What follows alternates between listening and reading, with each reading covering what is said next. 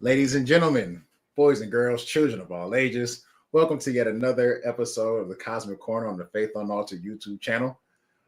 With me today, I have my co-host Josh Davidson. Josh, how you doing? Yo, I'm getting over a flu, so I probably sound a little weird, but I'm okay. Nice, I'm nice. okay. You sound good. You sound like Overheating. also have today we have two special guests with us. I mean, they're no strangers to the Cosmic Corner, more like family members at this point. But we have Saint Sean with us. Sean, how we doing, man? You're muted. You're muted. We can't hear you. So I'm working with two mutes, one on the headphones and one on the screen. So I did unmute the one on my headphones. So I did attempt. Anyway, what I was saying is I'm so happy that I could be here to make it for this today. Awesome. And then last but certainly not least, the lovely Amber from who's obviously a family member of the Faith Unaltered channel, also co-host of, not co-host, but host of When Deep Calls to Deep podcast. Amber, how are you doing? Hey, I'm glad to be here, man. It has been an interesting week and getting ready for another. It's spring break, so I get a chance to not do something for about 10 minutes. And so I'm looking forward to that. But it's all good. I'm glad to be here. I always enjoy nerding out with the Cosmic Corner crew, so it's a lot of fun. Nice. Cool beans. So, Josh, what do we got on the docket today, man? What are we cooking up? Oh, man. So this is going to be a continuation, not necessarily a part two, because the subject matter is a bit shifted from, like perspective and personal responsibility and stuff, more toward narrative patterns. And narrative patterns are things that exist in story. They exist in the scripture, but they also exist in our lives individually as well as corporately. We experience them in many different ways, and we can experience them from multiple different perspectives. And so what we want to try to do is investigate how we can look at the existence of evil in stories as a means to understand the place of evil in real life. And that might sound oversimplified for some people who have never encountered this idea before. But let me just give you a taste of what I mean by that. If you try to plan for the future, but you do it without telling yourself a story about what should or shouldn't happen to or because of you, you will have an incomplete plan. What you have is an idea. What you have is not a plan. Plans and the future have an orientation to you. It's nested in a goal. That means you're in place A and you're going to place B. The going in between, that's called a story. That's where you live. You live in a story. And so if that's the case, it should be, ordinately reasonable to try to see how story can inform some of the things that we struggle with in real life. And normally we have no problem with doing this. You're going through a romance breakup. What do? You watch romance movies and breakup movies. Why do you do that? Because you're integrating the present experience. Why would you need a story to do that? Well, because you don't have words for it and you're still stuck in it. You don't know what to do about it. That and also so the story. Huh? No, so I was just saying that also might explain why you might cry while watching it. Oh, absolutely. Yeah, exactly. And it's because you in some sense get to inhabit the characters and you get that short excursion into someone else's life. One of the things that I really love about good writing, when you're reading a good novel, is that the author gives you enough detail to paint a picture, but not so much that they're trying to import their picture into your mind. They're allowing you to form your own. And it's based somewhat on your own experiences. When they say it was a smell that reminded them of home, for you, that's something distinct. For the character in the story, it's something distinct. For that moment, you have that overlap. You went home with them. That's where you went. And you got to experience that with them. And so it's real. It's a real thing. Stories are real. Not all of them are factual, but they're real. And so there's something that story can tell us about the place of evil in real life.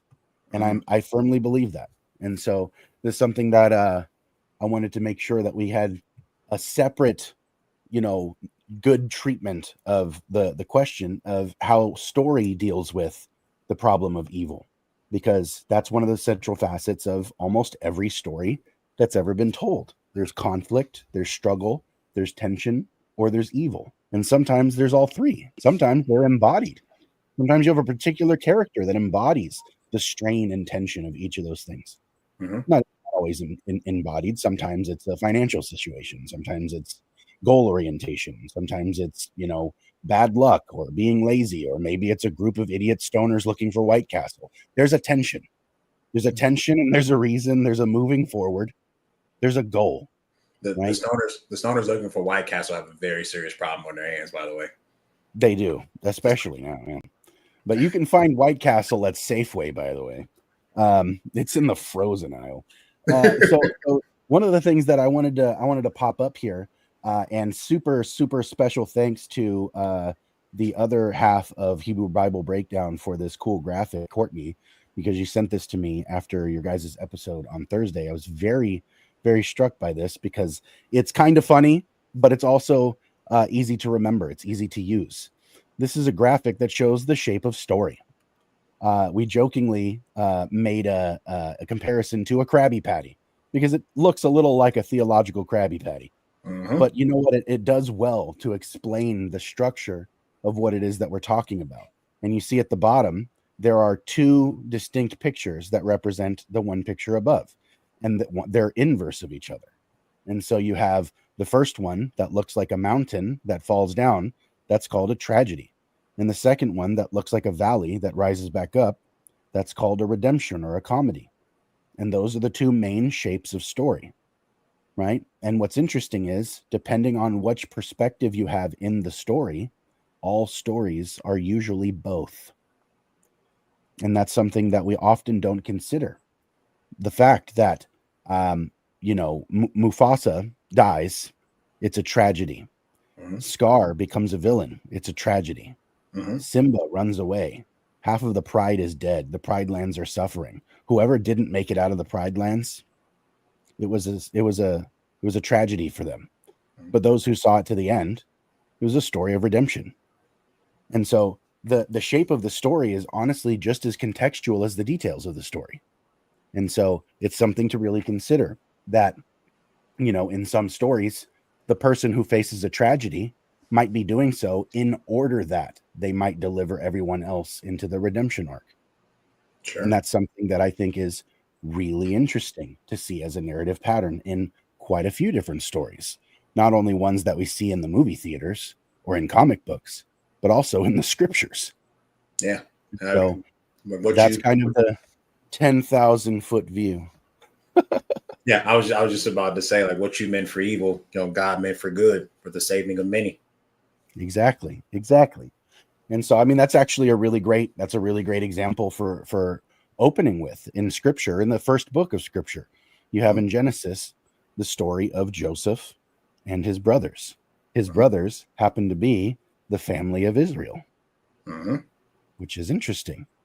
Israel plays the older brother to a younger brother who gets visions and is visited by the Lord, has these experiences, and they get jealous.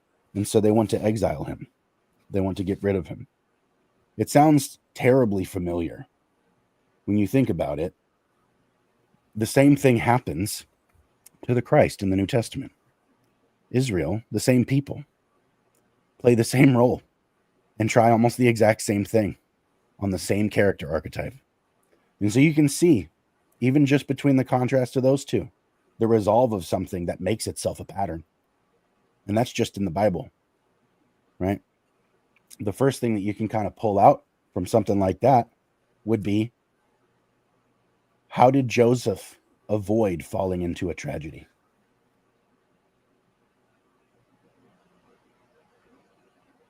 What do you guys think? If we look at the story of Joseph, how is it that Joseph best served the story by not falling into tragedy? Because it's not like he had any shortage of opportunities for it to go really, really devastatingly and unchangeably wrong. He was faithful to God, right? So he didn't lay with Potiphar's wife, even though she wanted to. And so he was faithful to God. He turned from that. He ended up going to prison. He was faithful there and served there. He served the cupbearer and the baker by interpreting their dreams. And then later that brought him to Pharaoh when Pharaoh had a dream that nobody could interpret. I mean, just all through that, it was his faithfulness and stalwart, righteous nature that kept him from falling into those pits that could have easily turned it into a tragedy. So then in terms of his personal character, what you're saying is that he had fortitude and that he remained faithful to God. All of those moments in between the main happenings in that story, he would have had to have the resolve to remain there, even when nothing was happening. How long was Joseph in jail between the interpretation of the dreams and his delivery to Pharaoh's house? Wasn't it 12 years? Yeah. It was years. It was years. Years. Mm-hmm. Years he was stuck in prison, doing nothing, hearing nothing, knowing nothing. And I would also even add to that, he was in prison for a crime he didn't commit. True. That's true. Right. This is an innocent man being treated as a criminal. That's another characteristic archetype for Christ, right? But yet even in this these horrible circumstances, his faith, his willingness to be faithful to God, regardless of the outcome, is something that you see throughout his story and throughout the way the story plays out. Is regardless of what happens to me next, I'm going to remain faithful to God, but I have no idea what's going to happen to me next. So then in all those moments of dire uncertainty and everything else that he was struggling through and facing at the time, it's interesting to note that the Bible doesn't pull any punches and try to make it sound like it really wasn't that bad. No. This is why he tolerated it, is because it really wasn't that bad. It also doesn't go out of its way to make him sound like somebody who was especially fortuitous, somebody who was like superhuman in countenance, right? He had moments of his own weakness and doubt and things like that. And if you put yourself in the position of that and say, my family has betrayed me, my family has left me, and they've left me in a place that I don't belong and that I don't deserve. And when I got there, I was treated wrongly by the people that I had served properly. Yep. And I was lied about and I was betrayed again. And though the good master probably knew better, he was under obligation to honor his wife and put him in jail for something he actually didn't do. Mm-hmm. Right. And then to see from there, he has two people in the jail with him who, if I remember correctly, we don't even know if they were proper criminals, but they're in jail. There Sure. they are. Right. And they're all there together. It could have been three innocent guys. Do you think that the other two dudes were in there with Joseph? We're all just like, boy, I'm glad God's in this place. Hi home. This is easy. This is cakewalk. No, they all were probably within the space to be just as miserable as one another. And it seems to me like Joseph would had to have had some level of understanding of how to avoid falling into this downward spiral of everyone rooting against their situation. Mm-hmm. Like when people go ahead. No, I'm sorry. I was just going to say, yeah, absolutely. Especially in light of the fact that, most people, when they think about finding or encountering God or being experiencing God, the last place you think about that happening is inside of a prison, right? Yeah. For the most part, when you think about, having experience with God, I can't think of too many people who say, oh, I know, I'm going to go to prison to find this out. Yeah, probably not, right? Well, actually, I mean, I've got family members who are in prison, and that's two of them I can think of right now. That's where they encountered God, was through a prison ministry. So I do as well. I'm just saying, ideally, if people don't seek it out, yeah, if you left a person to try to figure it out, they probably aren't going to go look for God in a prison. Right. Yeah. So just to be clear, I wasn't trying to contradict you. I was just showing that, man, God, even in this place, has mercy on those people who really were not looking for him. For sure. Absolutely. So one of our first lines of defense is actually taking our thoughts captive the way that Paul says in the New Testament. It seems like Joseph had a solid grasp of how to keep his thoughts captive if he was going to maintain a steady countenance in his situation for any length of time, let alone for that length of time. Because if it's 12 years, if it's years, even if it's a year, if it's 6 months, if it's a month, you're dropped in a hole. Remember, guys, this is not a normal jail. He didn't get a metal tray with slop on it. He was in a hole. Like he was being stowed away someplace where he had no access to anything unless it was given to him. There were no prisoner rights. There's no constitution. This is like a different level of difficulty than a lot of us, I think, don't have much of a point of reference to really understand some of the depth of what these people in scripture went through when they talk about staying in jail, like Paul, right? It's very interesting that those are the things that we should have in mind. We kind of don't, because we have this dissonance from our experience to theirs. But the similarities in experience are enough to fill the gap for what we need out of the story. What you need out of the story is not to imagine yourself in jail. What you need out of the story is to garnish the wisdom that, in some sense, he had to be able to not participate in the downward spiral of complaint. Because that's what it is. And if you notice, a lot of people who get to a point where they're questioning God, they're questioning divine justice, they're questioning the goodness of reality and the point of living, they're pretty proficient at finding that downward spiral of complaint. It seems so obvious when you're in it. And then you just point it out. And we use words like, I'm just venting.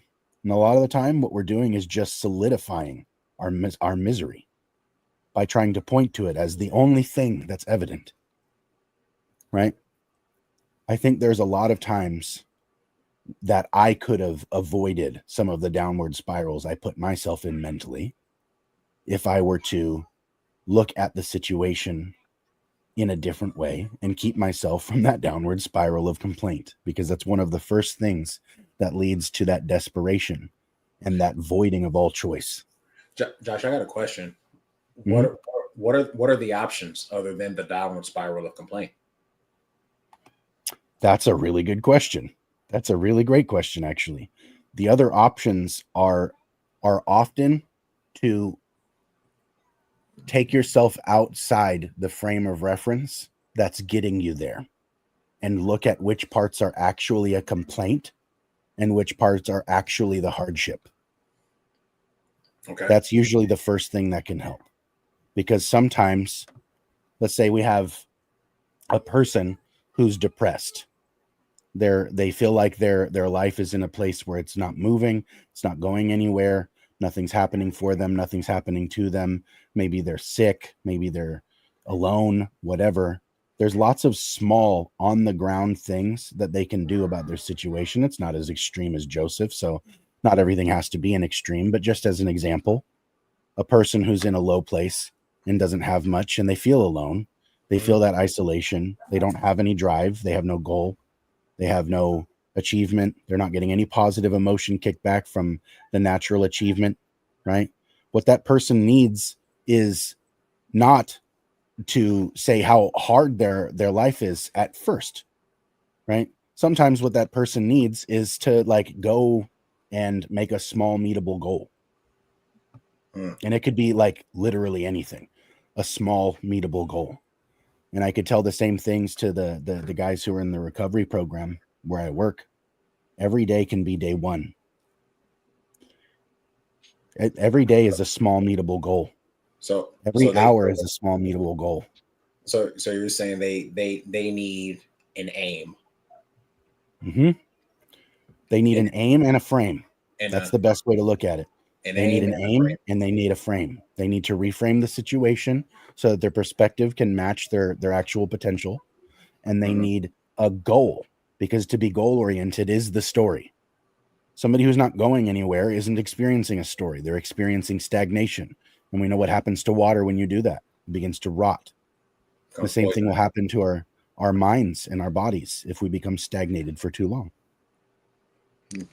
Josh, Could I just say that idea that every day could be day one, that is so profound, because I think that a lot of us at this age, we have the experience of setting a goal for development, like I'm going to go to the gym every day or something like that, and you end up missing a day and you feel like you just ruined everything.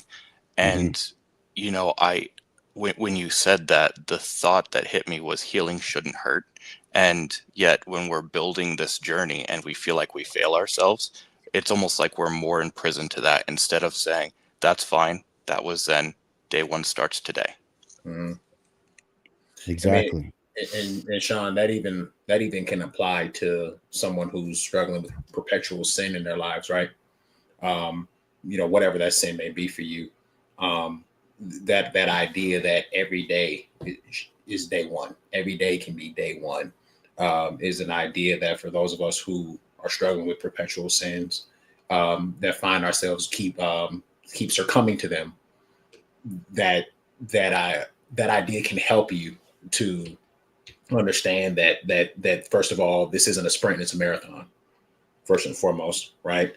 And then secondly, you are a molding in progress, right? And that just because you have failed today doesn't necessarily mean you can't be molded tomorrow, right? Or the next day after that. And so, yeah, it just made me think of that when you were talking about it. It really is profound, Josh, that idea of every day can be day one. I think it's in the Psalms where David talks about God's mercies being new every morning, right? That's Ecclesiastes 3, actually, not Psalms. That's Ecclesiastes 3.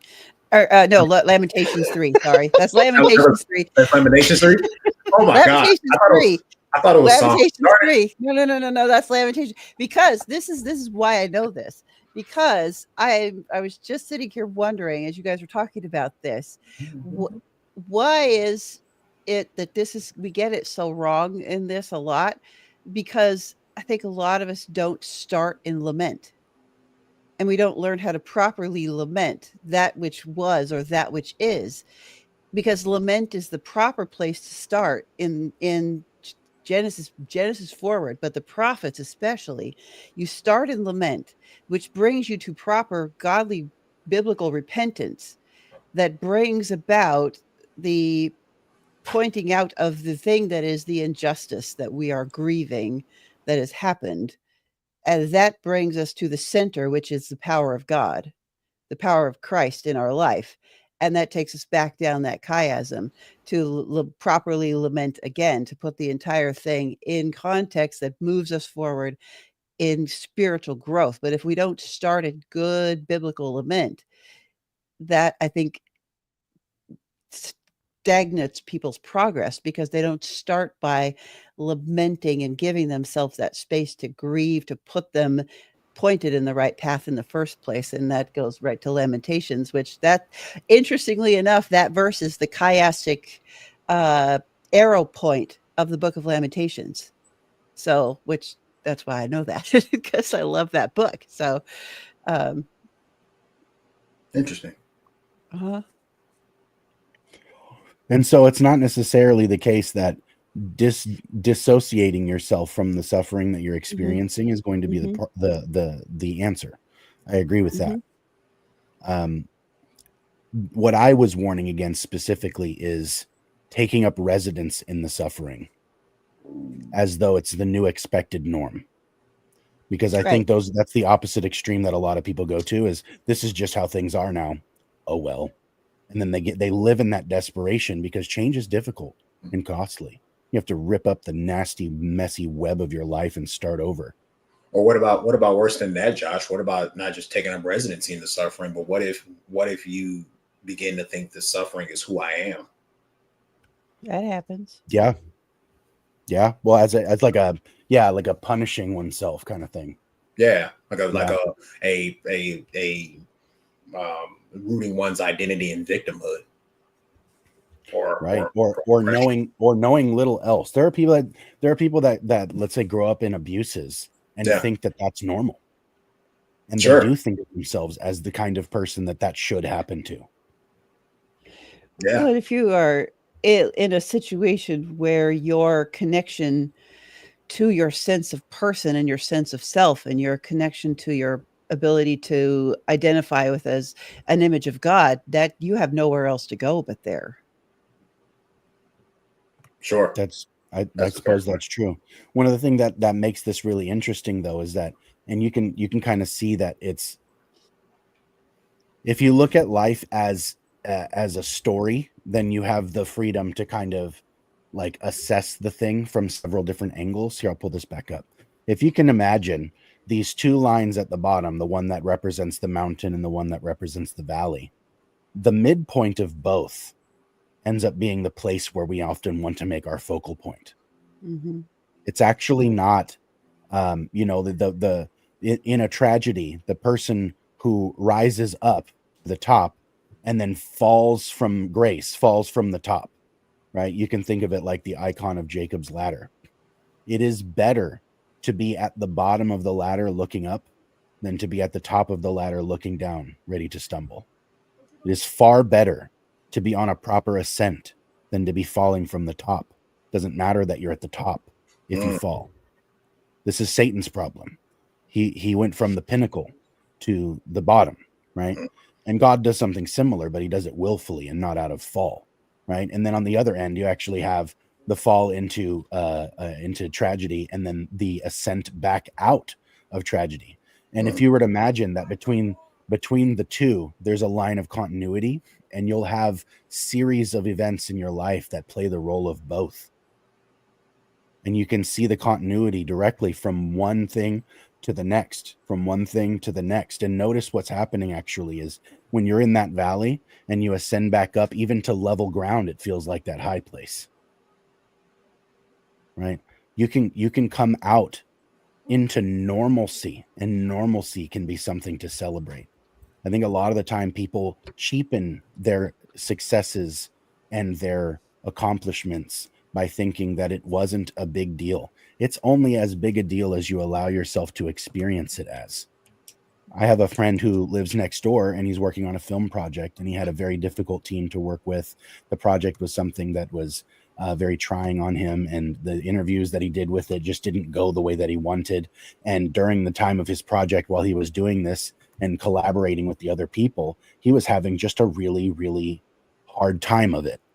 And when the project was over and he showed me the finished product, I was like, man, that was kind of cool. Good job. Like, you did it. That's amazing.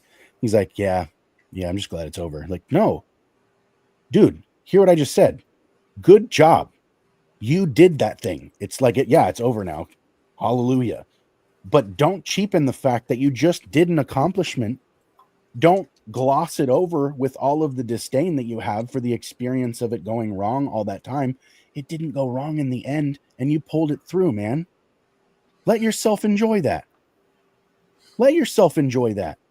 It's the same. It's just as crucial as that moment of lament when necessary, is to allow yourself to experience the positive emotion of accomplishment when it's necessary. And I think people are far more sensitive to negative emotion, and so it stands out to us. But there are moments of accomplishment when you should allow yourself to feel accomplished, and not in a weird gloating, comparing yourself to everyone else sort of way, but in an ordinate, I did this, it's done, I did good work, and good work can be satisfied with itself. That often can kick the rocks of a lot of problems in our lives. You know something, Josh? I came on here looking for a discussion about the problem of evil through narrative, not a sermon preached at my personal life. No, your diary laying around. Right. No, but seriously, no. I actually, you're speaking to someone who I actually struggle in this area big time. It's funny you bring it up because my wife and we recently had a conversation about it. But yeah, I struggle in that area big time when it comes to accomplishing things. I've been able to, by the grace of God, to do some pretty neat things in my career, accomplishment wise, and because of some childhood experiences, I spend the vast majority of these achievements being numb to them, or just trying to hurry up and move on to the next thing, right? and not, like you said, celebrating and say, hey, stop, pause. We need to celebrate that. That was good. You did a good job. Because of some childhood experiences, I'm just moving on to the next thing. Okay, yeah, that was cool. Yeah, thumbs up. Next thing. I'm also wondering, Jalen, about what you just said there. How many of us grew up in a church context that traps us in a narrative of the suffering servant, and you're not allowed to experience the good? Yeah. That's definitely a thing. Where we beat ourselves over the head so much regarding sin that we don't come to appreciate the redemptive process. Well, and that's this, the servant's supposed to give away everything. We're supposed to silently, just without complaint, suffer and get to the finish line, dropping from exhaustion with nothing left to give. And those stopping with those moments to celebrate the good is discouraged because it's prideful, and you're taking pride in being, like there's just this almost this shame built into this story of the narrative of anything good is not you being like Christ and the suffering servant kind of idea is kind of more where I was thinking with that. But okay. uh-huh. Yeah, I think there's also. Oh, go ahead, Jalen. Go ahead. No. I was just saying I can see what she's saying there. I can see that. I wonder what would you guys think about the idea of this problem, like where it comes from, is maybe that humans are so adaptive that I can survive in the dungeon, right, of Joseph. I can live there for 12 years, and I can forget that thriving is even a possibility, and I often do, right? Like this is suffering just becomes normal and acceptable, and that there is no idea that the highs should be normative, and so I'm just kind of stuck in that this is just the way the world is, and that's okay. This is how I live my life, not knowing that there is or even should be something greater to look to. Yeah. I think there's a reason why one of the first things that happens, according to Christ, when we come into his kingdom, we come into glory, the first thing that happens is not God going, okay, here's your assignment, here's your list of duties, here's the roster, here's your home, here's your house manager, go and deal with your... No, the first thing he says is, well done, good and faithful servant. And God allows for that moment. God himself allows for that moment in all of the heavens for each individual. I believe what he's going to do is on purpose allow for the moment of saying, you're here and I'm proud of you and I'm with you and I'm so happy you're here. How many people that I've been able to say, you just guys, like I said, guys that come into my job, guys that come into the mission, they're in a program, they've been there maybe 6 hours. They're having the worst day of their life. They literally are not here to smile. And then I'll see them and I'll walk up to them. I'll shake their hand. I'll ask them their name. I'll repeat their name back to them 5-6 times in the course of maybe 4 or 5 sentences on purpose. And then I shake their hand again and I look them in the eye and I say, welcome to the mission. I'm glad that you're here. And without fail, every single one of those guys has to turn their eyes away when I say that, because they don't want to hear that. They don't want to hear that somebody's glad they're here. Not because they don't want to be wanted, but because they don't want this to be the place that they're wanted. They don't want to be here. And I'm like, look, man, I'm just proud of you, because you could be out there doing the same damn thing you were doing yesterday. You could be doing it again tomorrow. And here you are sitting in this room, shaking, angry, your body hurts, your head hurts, whatever's going on with them physically from coming off of whatever it is that they're doing. They come in and they're having a really rough time of it. And some guy just comes up and goes, you know what? Your presence has made my day. I'm so glad to have seen you. I'm glad you're here. Especially when I see guys with that walk of shame because they've graduated the program. They did it. They left. And they come back because they relapse and they blew it. And they're so disappointed and just low. And they know it. And they walk back in that place with the head on the floor, just shamed. And I see him and I go, hey, it's good to see you. It's good to see you. Welcome. You know, like sometimes that's enough to wake them out of what's going on and make them willing to stay. You know what I mean? Like willing to aim up is just that one person coming alongside them and being like, you know what? It's totally worth it. You are. You're worth it. It'd be good for you. It's good for me too. You make the world better for me when you get better. Josh, it reminds me of the parable of the prodigal son, right? Right. But when he returns home, right? He returns home, you know, he's covered in filth and he's been living obviously beneath his privilege, beneath his means, and conducting himself in a manner beneath what he was called to be, right? He returns home, you know, shameful and returning home nonetheless, but father's there and he's, I mean, beyond excited to see him, right? Welcomes him with open arms. Come on in, you know? And it just reminded me that when you were talking about how even as someone who's graduated the program, they come back and you welcome them with open arms again, right? After they've even graduated and they were living above whatever had them captive for a period of time and they fell back into it, right? Just having that someone there to welcome me back with open arms, even though I'm coming back full of shame and guilt and, you know, embarrassment, so on and so forth. But somebody's still glad to see me, even in this, right? Yeah, it just reminded me of that parable, how that father welcomed the prodigal son back home, even in the shame and the guilt and the embarrassment of how he had been behaving and conducting himself. Like I'm still glad to see you, even in your filth. So I wonder why this is, and maybe you guys can comment on this, because as a man, that really speaks to me in an area that I'm struggling, because as a man, I would rather die than admit that I failed, right? I would rather die in the fight, lose my life, lose everything, than admit that I failed and I needed help. Mm, I can see that. sure. But do you think that implicitly that means that help is a sign of weakness Or inadequacy? Yeah. You Like know, when you give people help, do you envision them as weak? not at all. Not at all. Then it's just a matter of unfairness toward yourself. Yep. And I think a lot of us are guilty of that, being unfair towards ourselves. For sure. For sure. I have a friend named Michael that I've been discipling for 6-7 years now.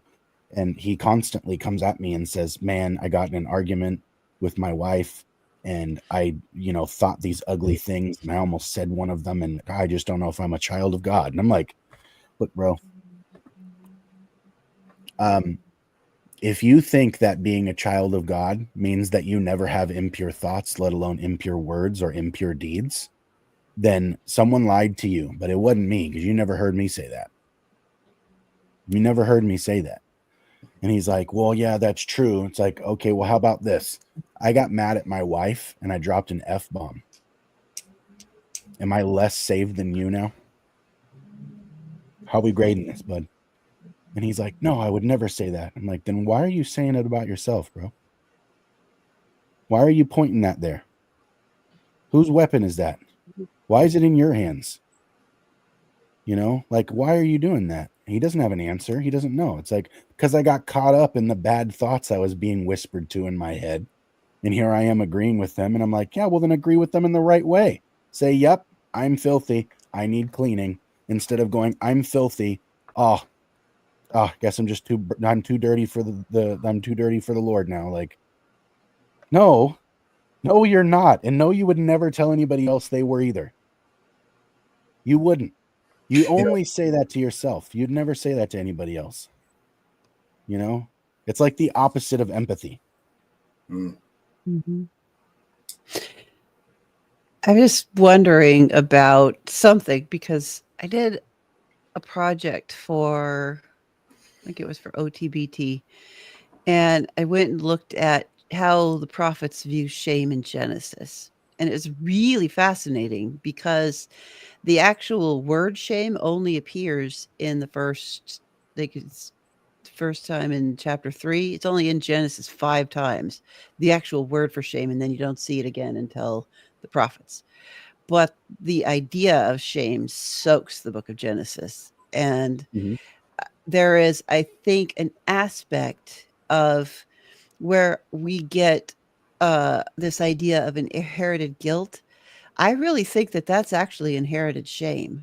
I think we inherit the shame of that, but not the guilt. And I think that traps us in this cycle of self whatever. For some people, it's self emotional harm. For some people, it is self reliance to the point of isolation. Sometimes it's, it's different, plays out different narratively for everybody. But I think there's just such a deep connection that just ripples from that original Genesis 3 event that is rippled cosmically throughout time and space, that just saturates everything in shame, unless we let. That's where the Christus Victor is part of atonement is so powerful, because Christ not only conquers all of that, he conquers that shame that is fractured from that first Genesis event. Right. Wow. And God's response is so funny. How did you know you were naked? Who told you were naked? Right. Yeah, where did you get this idea from? He said the same thing. I didn't say that to you. Yeah. Where did you get that from? Why you have that weapon in your hand? Yeah. It's like, what other source of information are you considering now? Indeed.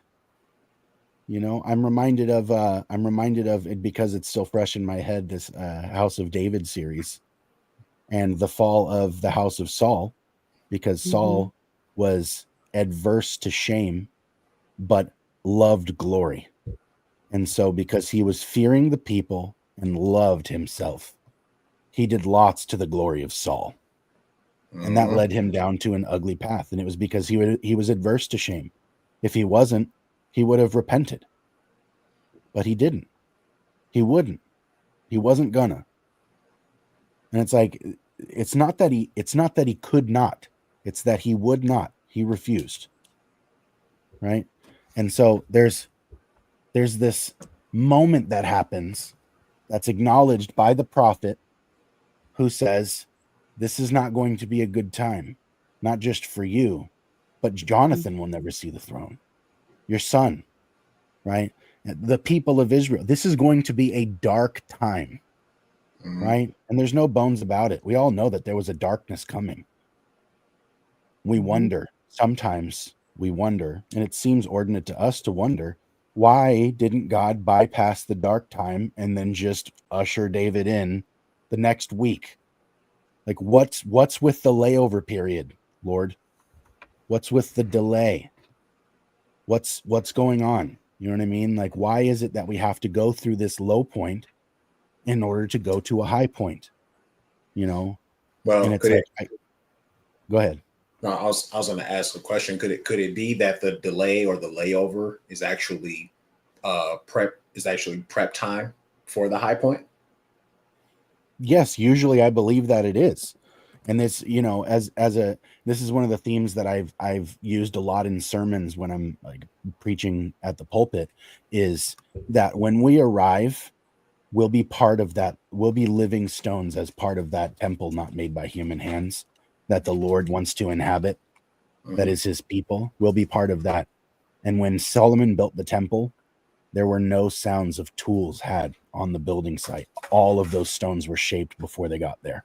And when they got there, they simply took their place. And I believe this life is the quarry. I believe that's how this works on the macro scale. And so on the micro scale, each one of those sub-narratives are going to have a very similar shape. They're going to have a very similar pattern to them, right? And so sometimes you feel the adversity and the difficulty of accomplishment. Is that because you're in a low place or because you're ascending? And what's the difference? Is there a difference? Mm-hmm. Do you see what I'm saying? Like often it's just a matter of perspective because we're so small. We just don't know. We have no idea. We get to the top of a mountain and we look down and realize, oh no, that was just a foothill. Drat. Oh, this isn't an accomplishment. No, hogwash, it is. It's just not there yet. But it's not, it's like each plateau you arrive at doesn't mean it was nothing. And we often want to treat it that because it's not the everything. We're just so bifurcated. It's all or nothing all of the time. So Well, it either has to go perfectly or it's wrong. Yeah, and I guess what makes that even all the more challenging for us, right, is we say it's all or nothing, right? If you had it all, would you even recognize it? Ha! Right? Oh, man. Like let's say you made it to the mountaintop. How would you know you were there? If everything is treated the same, right? And maybe I'm preaching to myself here, right? If everything is thumbs up, let's move on. How will you know when you've ascended to the mountaintop? Wow, I mean that's deep. You can only know that you've got there when you can look down on everything else, and that's not humility. Mm-hmm. Well, you know what's interesting though is it's not necessarily hubris every time that we look back and see things below, right? I've gone hiking, and there's a mountain nearby my house. Ironically, it's called Mount Diablo, but I've climbed to the top of it, and but yeah. My church is in the valley underneath, and it's called Diablo Valley. That's where my church is, in the Devil's Valley. It's great. It's so appropriate, you know. Just like God. Just like that's God being cute. So like I climbed that mountain and I looked, and that experience, as most people understand it, is why we call them mountaintop experiences, is something that is grandeur. It's something that's like awe-inspiring. And I think what it is, experientially and symbolically, is something that's meant to connote something. And we can have more than one reaction to it, right? And when we're on a mountaintop and we look down and we seem to see everything, what are we experiencing? You're experiencing mildly, in what seems like an ordinate way, a communicable attribute of God. God is omniscient. You are not, but boy, have you had a taste of it, and you love it. You know you love it, but it can inspire in you all the things that you hate. You know, this reminds me of this. I heard this lecture from a spring conference that we had at school here, and with another retreat that I went to last weekend, and I've just been thinking about it. It's been running around in my head. And the first one was called The Theology of Slow. And it's a new book that's going to be coming out in September. And he talks about, and then it tag teamed in a very weird way, probably only in my head, with the guy I heard last weekend. But it was just talking about this need to, in everything, be slow, because everything has something to teach you in being slow. He started with Genesis 1. Why did God take 7 days? Sovereign God, all powerful, could have spoke the entire thing in an instant. Why 7 days? Could have snapped his finger. Everything was there. Why 7 days? Because God desires relationship, and relationships take time. None of us who've been married for more than 5 minutes would be, say, with the very beginning, I knew my spouse the way I know them now. But you've been there a couple of decades, you'd know them a whole lot more on a whole lot more levels than you did 20 years ago. But that is something that only comes in that sitting in it for 20, 30, 40 years. You don't get there in an instant. And God is the same way.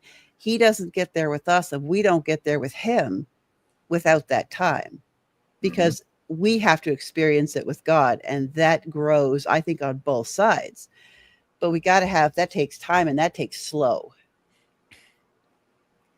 It's so apt that you use that image of marriage, because I was just, I think it was yesterday. I was just thinking about that, about marriage, and how people who are new to marriage, how they can view this thing like it's this, which it is. It's like this priceless treasure. But then you get into your first argument and it shatters, and then you have to put it back together. And there's a Japanese art of fixing pottery. I think it's called kintsugi, where it uses gold to mend the little pieces and put it back together. And so you do that, and then it drops again in the next argument. And by the time you're done, you have something that is so uniquely yours that you can't hate it, because it is yours. It's not something that was just given to you. You're no longer learning the intricacies of this person. This is now something that you treasure, and all of the broken fractures appear as just occasions for beauty. And so I was thinking about that actually in mind when I was thinking about this idea of the problem of evil and suffering and narrative. And it's like, man, if marriage has taught me anything, it's taught me to appreciate these occasions for beauty that look like fractures, but really they're a place where I'm supposed to put something priceless. When you've been in it long enough, eventually you got more gold than breakable. And I'm actually starting to. I mean, I've been married for going on 8 years now, 2 months. And something else that time, speaking of slow, like you talked about, Amber, something else that time allows for is it allows for you to develop perspective, right? Yeah. And I look at year 8 husband Jalen, right? He can look back on year 1 husband Jalen, and he'll spend a lot of time laughing at him. First of all, he'll laugh at that guy because he was interesting. But bunch of rookies. yeah. Even I hit 26 next week, so 8, you're a bunch of rookies, man. hey, if I keep it up, I'll get 26. But no, what the slow and the time allow for is for you to gain perspective and even appreciation for the maturation process, right? Because, like I said, year 8 husband Jalen can look back on year 1 husband Jalen, and he can laugh at him. He can appreciate some things about him. He can look at him in certain situations and go, "Ouch! Don't do that." But I can appreciate the fact that, wow, like I'm not who I used to be, right? And and while I haven't arrived, I'm certainly better than where I started. And that lets us, in that slow, participate in appreciating our own narrative story and watching our own patterns and watching, I may not be where I want to be now, but I'm certainly ahead of where I was back in that point so it's, slow is so important. I'm really getting into the more I percolate on it, the more I'm starting to really get into slow and experience and taking that time to just think about and look back at and looking at these people who, to me, they may be to other people not the best representatives of, hey, this is how life should go. But it's like people that I know who, some of these women that I am friends with that are 80, 90 years old, that you would never know who they were if you weren't in direct relationship with them. But these are some of the most profound, deep, godly people I've ever met in my life. I'm like, I want to be like that. Whoever the whatness is on TV that's famous right now, forget that. I want to be like this person over here, because that person understands where I'm trying to go. And so I'm like, that needs time. That also needs time. For sure. I think there's a lot. There's a lot in trying to make sure that we give ourselves that moment. Not only when something bad happens, give yourself the moment to mourn, because blessed are those who mourn; they shall be comforted. The Lord can show up for you in that moment, and if you refuse yourself, you're refusing Him as well. Don't refuse God's blessing. He wants to bless you. God is blessed by blessing you. Don't steal His blessing by trying to be stronger than you are. You just it's not going to happen. It's not going to work anyway. And then it'll just be harder later, because it'll come with all that weird feeling of shame because I'm finally succumbing to this thing. Aren't I weak? It's not weak. It's real. Fake things are weak. Real things are incredible. The realest people in the world are not ashamed to cry or to hug or to whatever. right? That's why Paul talks about the saints meeting each other with a holy kiss and a psalm. You imagine being joyful enough for the people that you're meeting whenever you can get around them because you love what they are and what they're doing too, and because of you, right? Because you both serve the same king, you're in the same house, you're looking in the same direction for the same reason at the same time. It's amazing, right? And you see this person and you're like, I just want to be around this person. I want to be like this person. You give yourselves and you give each other something to aim together. But then you look at each other and say, man, like Amber just said, this is someone worth emulating. This is a model. This is discipleship. Where has this been? Right? Like we don't even realize how starved we are for that. You know? And there's times when, you know, like isolation and prayer and being meditative and being reflective, and it's good. Quiet place, quiet time with a quiet heart, bent knees, wet eyes, just pray. That's fine. But that's not where you live your Christian life. That's where you come back to the center of the world, that pillar in the middle of everything that makes sense again. That's HQ, right? But God didn't make you for HQ. He made you to spread HQ. That's what Eden was supposed to do. It's supposed to spread everywhere. It's supposed to infiltrate. You know what I mean? Like we can't just be trapped in this weird mental state of isolation. And sometimes, here, don't get me wrong, sometimes it's not, oh, life's hard. Sometimes it's, I really messed up. And I'm like angry with myself. You know, like I feel disappointed. I feel like a disappointment. I feel like I can't, you know, like I feel like I can't talk about it to anybody because of how it's going to make them see me, because of how I see myself now because of it. Right. And that really strange trickle down effect that we can do when we overuse, like I said, whose weapon is in your hand when you're doing that? When you tear yourself so far that your guilt doesn't lead you to repentance, it just leads you into more guilt. You know, whose weapon are you wielding when you do that? Yeah, because it's a weird spot, because feeling guilt and shame is almost it's a good thing in a sense, right? Because it shows our sensitivity to our sinful state, right, and our sinful nature, and when we miss the mark, right? But at the same time, like you said, we can almost go too far in that, right? And that we begin to take up residence and take identity in the missing of the mark, right? As opposed to, like the analogy used earlier was, I'm filthy, I need to be clean, versus I'm filthy, it is what it is. The I'm filthy, it needs to be clean, it reframes it and re-aims it toward a better or higher purpose, right? It's an acknowledgement of where I am, and also an aim for where I need to go, right? And so the purpose and the goal is reoriented as well, versus it just being, I'm filthy and that's just all there is to me, right? Now we have a problem, and now it goes back to hey, whose weapon is that in your hand? Why do you have the weapon in your hand? Right? So, well, and I think that shame and guilt can be a powerful tool to bring us to repentance. yeah. But it can also be a powerful tool if used wrong to destroy us. And, you know, I just thought of an analogy of, I wanted to hang a picture up on a wall.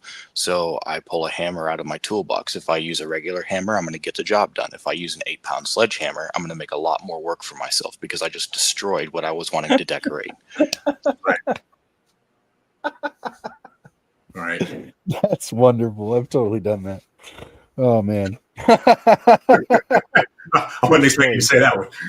Oh man. No, when you don't want to go back to the van to grab something, you know, and then you end up having to go back to grab like 6 more things because you made the job harder by using the wrong tool all the time. Yeah. It's exactly. No, words are like that too. Just for people, communication in your relationships, use the right tools for the right job. Please learn how to communicate You know, it's a superpower, everybody. It really is a superpower to be Going able to back, communicate oh, effectively. sorry. Going back No, to go what ahead. Jalen said, that kind of sparked in my brain, like the patterns that we see in heroes. I mean, that comes down to a lot of they missed the mark. They fall Mhm. because they missed the mark. And if heroes are supposed to be like for us a representation, it is like a picture we can get our minds around to inspire us to whatever it is that heroes bring out in us. If we can be cheering for one who's missing the mark in others, being able to learn to do that in ourselves and be like, okay, I didn't quite make it. I need to find someone to teach me how to get closer to hitting that mark, instead of, it's a shameful for me to ask for help, so I have to endure this by myself and I'm never going to get a better aim. The smart thing is to go find someone who's good at that thing that I'm not doing. I mean, my aim is off, so I need to go learn why my aim is off so I can do better at getting closer to hitting that target. And sometimes also guilt and shame can be powerful motivators for us to not only repent but also enact justice, right? Like, and this is something that, and I was just, because I loved it so much, I was just re-listening to the episode that I did with Nico for the first interview on 3M, where we were talking about narrative and we talked about monsters, and Saint Sean asked a question and I was like, oh, that's a great question. He was asking about examples of, the redemption of a monster. And I was like, yes, okay, that's Spider-Man 2 with Dr. Octopus. That's the first thing that popped in my head because I'm a Spider-Man nerd. I still have almost all the cool memorabilia. Some of it got messed up when I was a kid because I had a flood in my room, but I have a lot of cool memorabilia when I was a kid because I love Spider-Man. This is like the first thing that pops into my head is a monster that's redeemed. If you look at the second Spider-Man movie, it was fantastic. Dude is awakened because Peter shows up, and Peter is just this self-sacrificial but insufficient character. And Doc Ock is self-serving and overbearingly powerful. And Spider-Man technically lost. He got his butt handed to him, and he was not going to walk away. And Doc Ock technically had it in his power to kill him and Mary Jane and destroy the city in the process. And nobody was there to stop it. It's absolutely amazing what they did with that film. Because the next thing that happens is Peter says, you've become a disappointment. I used to look up to you. You used to be that model of emulation for me. And now you're going to kill everyone. And he remembers his wife. He remembers being that role model. He remembers his love of science and his drive for good. And that guilt, that shame that he felt drove him into such repentance that he literally took the machine that was on his back and tore down the apparatus he was going to use to try to harness the power of the sun. It's about to become an atomic bomb and wipe the city off the planet. And instead, he pulls it down into himself and then sinks down into the abyss of the waters below and takes his doom with him. And in his own deep sense of tragedy, lost his wife, lost his career, lost his mind, in the end, lost his body, finally to take it all back into death, into the waters, no less. Beautifully poetic. And he saves the city silently, and nobody knows about it. And now Spider-Man's sitting there with all of this, I don't know if you want to call it guilt, but at least the existential angst of knowing that one of your main influences just woke of himself, but because of it, ultimately, unalived himself right in front of you. It's like it's a terrifyingly tragic moment of victory, and it's because the monster was redeemed. I think that's so profound, but it's ordinately sad. It's not a happy ending, But it is the redemption story, but it's an interesting one because it does end in tragedy, depending on who you are in the story. And so sometimes you'll have somebody like, let's say, storytelling time.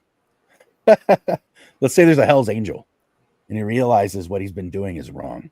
He's about to go on this, let's say, mission run where he's going to go and pick up a whole bunch of heroin from these people. And there happens to be a couple of people there and they're doing some shady business. He sees someone in the back that he's actually done dealings with before, never really cared for the guy, but saw him back there and saw they were about to do something wrong to him. And he probably didn't deserve it.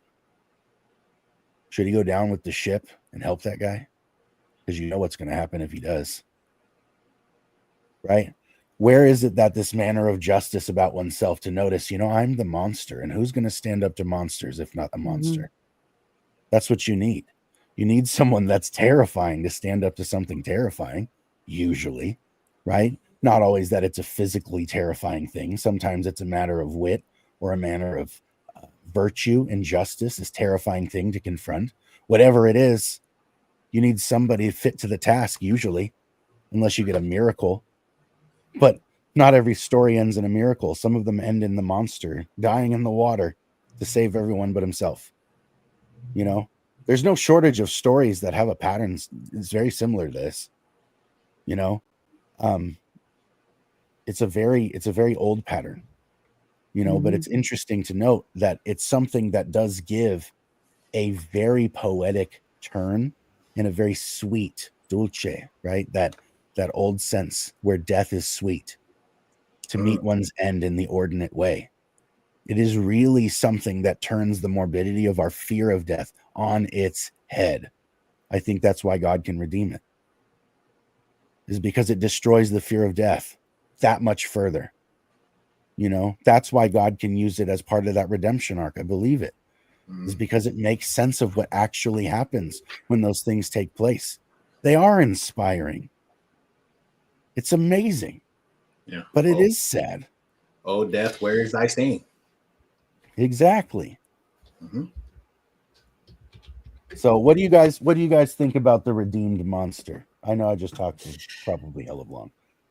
Oh, that reminds me of the 3.5 really good doctors there when you had Tennant, Smith, and Eccleston. And that was the whole driving of that arc, was the guilt over the mass murder ending a war that would have burned the cosmos, and that arc for the search for redemption, and how he turned himself into a monster to redeem the monster he became, and his companions were always there to pull him off the edge from going too far. They played that out so beautifully. Nico and I just recently talked about Gore the God Killer in Thor: Love and Thunder, and I thought it was so interesting that the whole impetus for him going to seek out that god, I think his name was Rapu. So the reason for it was because he had lost his daughter, and so he went with this anger, and then he became the God Killer after he slew him, and he went. And he became this monster who was basically combined with this symbiotic blade, the all black. And towards the end of the movie, he has this moment of repentance where he realizes, he has the upper hand. He's there at eternity. He can just get whatever he wants. But he realizes that what he wanted was love. And he turns to Thor and says, well, but how could I wish for her to come back, because she won't have anyone? And then, Lady Thor says, yeah, she will. So it's like at the beginning, he's angry with the gods because they took his daughter. And at the end, he entrusts his daughter to a god, which is Thor. And so it's like this full repentance. And so that's, for me, that's an epitome of the monster becoming redeemed. That is very Till We Have Faces, if I do say so myself. Wow, that's incredible. What do you think, Jalen?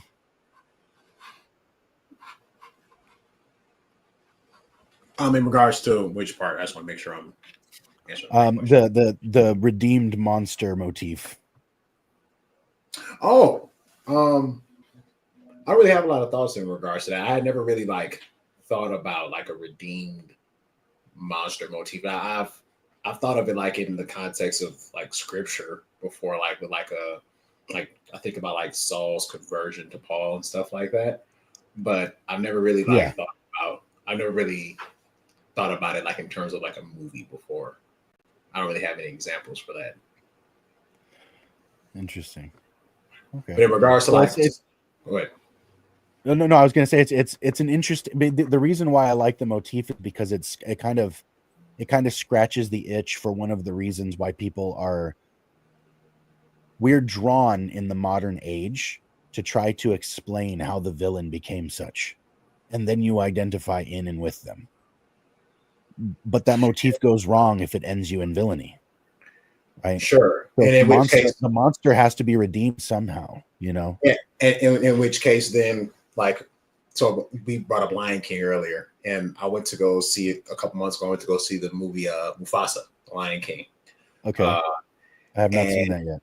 Yeah, it was fantastic. I recommend it.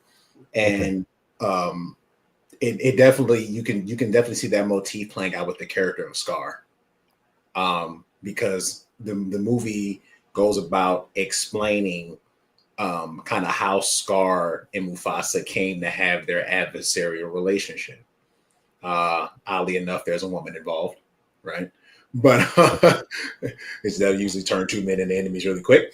But the movie does go about the business of trying to explain how Scar became the way he was. And by the end of it, my wife and I were talking, and by the end of it, I was like, I can understand what the logical steps or the progression that led to the animosity that exists between Scar and Mufasa now in the Lion King movie that came out in '95.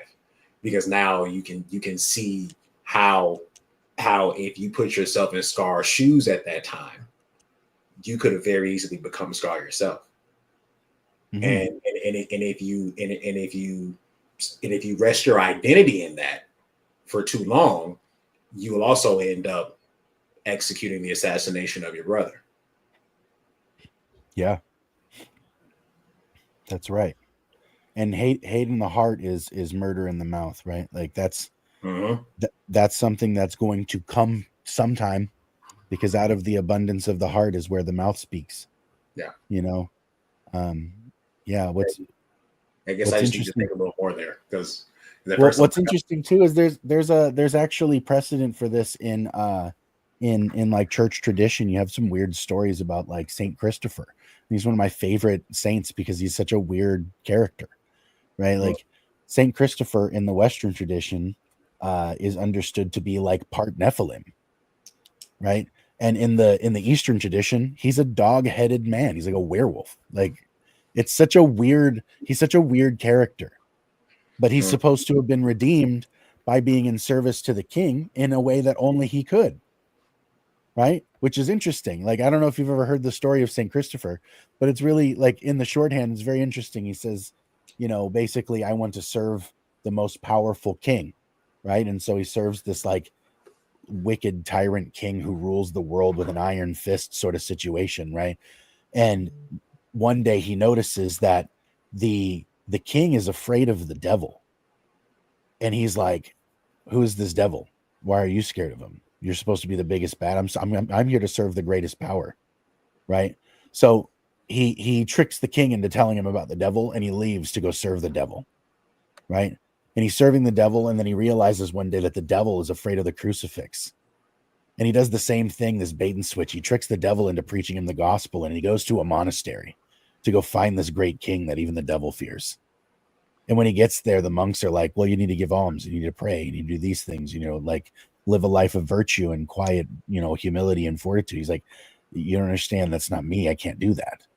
And they're like, well, until then you have to serve God in some capacity. And so here, because you're so monstrously huge, we'll have you go over to this river over here, and you'll carry people on your back in safe passage from one side of the river to the other. And so he does that in service of the monks. And then one day this child shows up at the river, and asks for passage, and Christopher puts him on the shoulder and starts walking, and as he enters the water, this child becomes impossibly heavy, right? And to the point where like he is getting like forced under the water, might drown sort of situation, pushes through it, gets to the other side, puts the child down, and as he's putting him down, he's light as a feather again. And of course, this is like, what was that? What is going on here? The child then reveals, oh, well, as you were carrying me, you were also carrying the sins of the world because they were on my shoulders. I'm the Christ.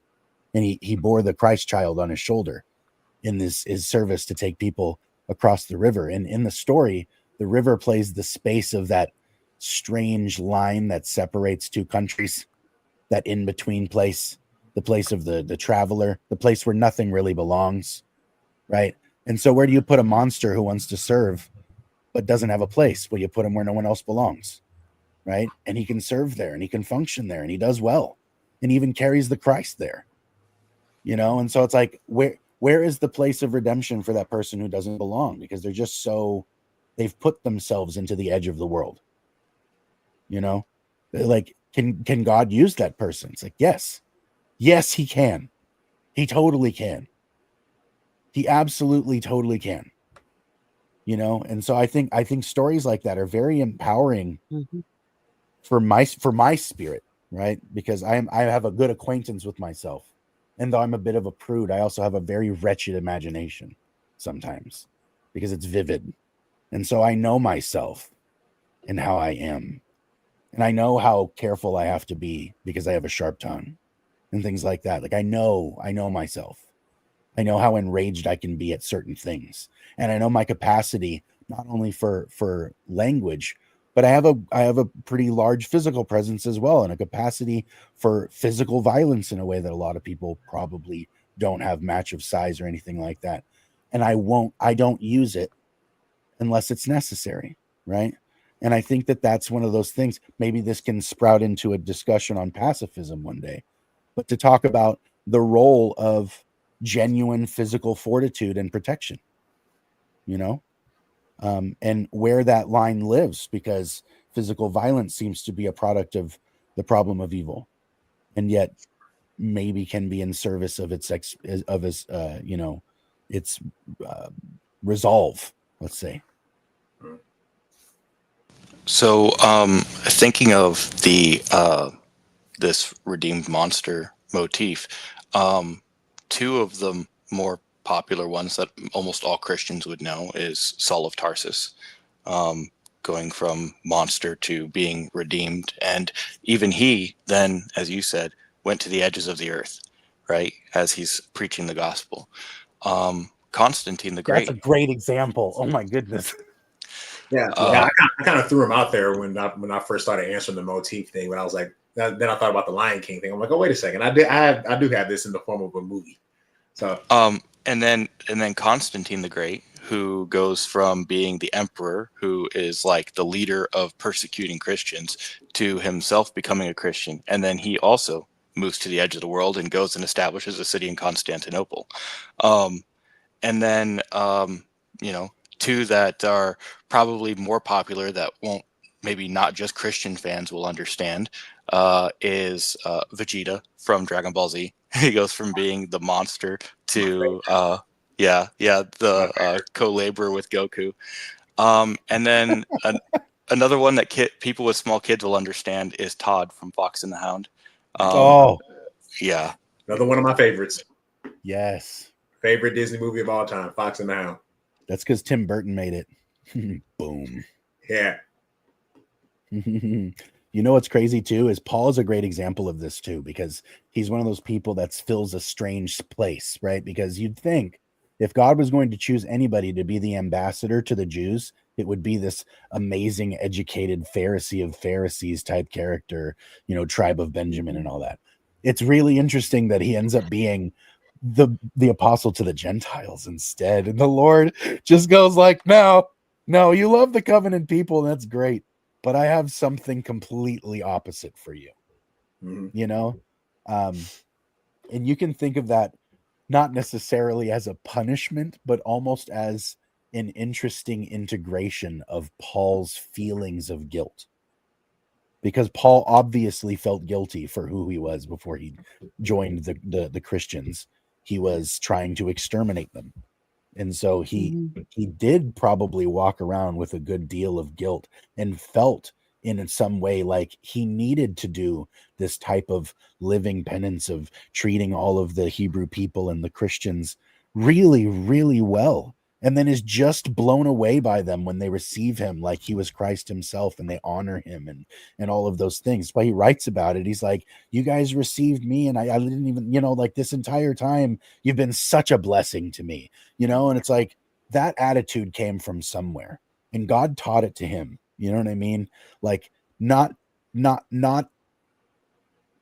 for no reason either. Like God had some serious utility in making Paul something so tiny.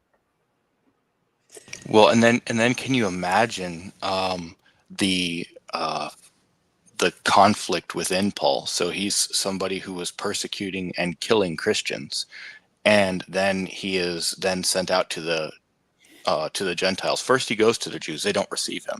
So then he goes to the Gentiles, and he, after going to Antioch for 14 years, sitting under study, he then goes to Peter and gets the right hand of fellowship extended to him. So he sees Peter as an authority, and he says that I am least of the apostles. He acknowledges Peter as an authority. But then when Peter comes to Antioch and he's only eating with the Jews, not with the Gentiles, Paul is like, I can see myself in that. And this is Peter, who is greater than me, but I'm going to call you out for doing exactly what I would have done. Right.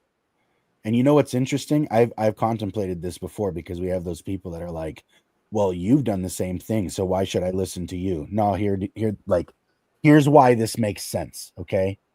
Would you listen to somebody who is missing 2 fingers on how to best take care of yourself while using a saw, or the person who's never used a saw? Wouldn't you think the guy who has 2 missing fingers could tell you about saw safety and the potential dangers of using this machine than the person who's never used it before and doesn't have any bad experiences with it?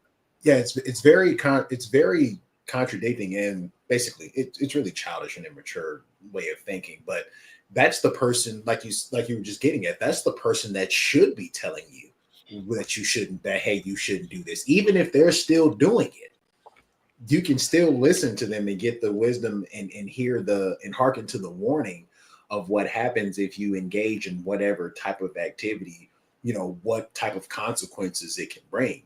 And yeah, you definitely hear that all the time. Who are you to tell me, I shouldn't be doing this if you're doing it? It's like, that's what gives me the right to tell you is like, look at my scars, right? Look at, I have 8 fingers when I should have 10. This is why I'm telling you to be careful with the saw. Exactly. Right? Exactly. This makes me wonder about going back to the theology of slow again, and how our modern quick pace of things, if we've lost part of this slowness in relationship and in church, where people don't feel like they fit because we don't have slow, we don't have time, and we don't have a way to figure out where some of us who don't quite fit within defined categories, how do we plug them in? How do we bring them in, and how do we involve them? Where do we put the guys who need to go carry people across the river for a while? Where do we put, the ones who may not be somebody you obviously, I don't know, think would be a good representation to put up in the front, or so, or whatever? Like, where do we put people while we bring them along in their narrative? How do we do that, especially if we've lost slow and discipleship and relationship? How do we bring, people in? That's a big question I've been thinking about a lot lately. I think it's going to be difficult to do that without the discipleship and relationship. I don't think there's a way around it. I think we are in desperate need of a revival of discipleship within Christianity. I think one of the worst things that can happen to a Christian is that they receive Christ as their Lord and Savior, and then they're given a Bible and sent away. I think that's just absolutely horrible for a ton of reasons. But one being, when one gives their life to Christ, you're like a newborn baby again, right? And I think we all know what's going to happen to a baby if they're left to fend for themselves after just being born 2 days ago, right? And so, if we take that analogy and look at it that way, that's actually the worst time to leave someone alone is when they're just born. That's the worst time. They need to be tended to and nurtured and fed and clothed and loved on immensely at that point, more than ever at that point. That's the most vulnerable time of their life, and too many times within Christianity, I think we try to circumvent that process, right?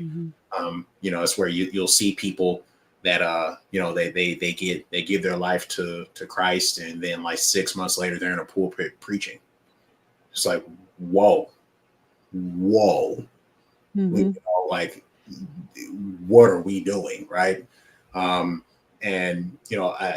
We have to get back to that discipleship and that process, right? That's actually one of the things I appreciate about the Eastern Orthodox Church, is the catechumen phase, like that, having to go through that.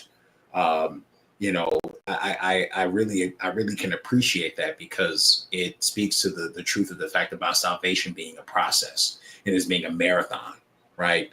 There is no sending you on your way. Like, no, you're not going to be sent on your way.